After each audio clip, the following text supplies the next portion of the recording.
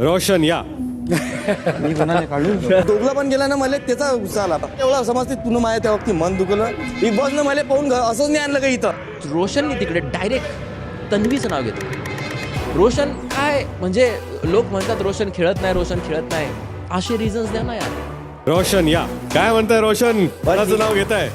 एका जणानं माझा भरोसा तोडला सर, मी त्याचाच लावणार आहे तन्वीचा. पण त्याचं रिझन मी तुला दिलं होतं की तू जरी कॅप्टन बनलास तरी तुझ्याच खांद्यावरून कोण कॅप्टन्सी चालवणार आहे. सगळ्यां ओव्हर तुझ्या बरोबर कॅप्टन्सी जो चालवणार आहे तो विशाल असणार आहे. आयुषले पण त्याला तू कॅप्टन होणार होता पण तुझ्या खांद्यावर बंदूक ठेवून किंवा तुझ्या मागे दुसराच कोणीतरी कॅप्टन. कसं काय दुसरा कॅप्टन होणार आहे? इथे तुम्ही ज्यावेळेस एखादं नाव घेता त्यावेळेस तुम्ही काय म्हणता की 3 पोरींच्या खांद्यावर बंदूक ठेवून विशाल खेळतोय. मग इथे तुम्ही त्याचं नाव का नाही घेत? चौथं रोशन, 3 मुली आणि रोशनच्या खांद्यावर बंदूक असं तुम्ही कधीच नाही म्हणत.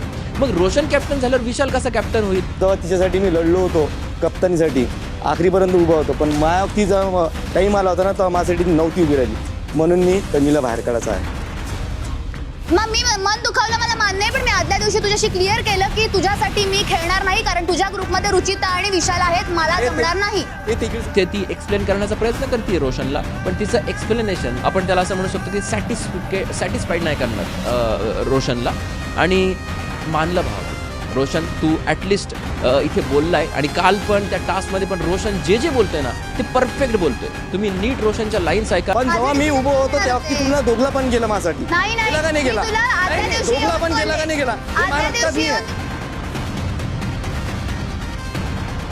मानलं भावा तू.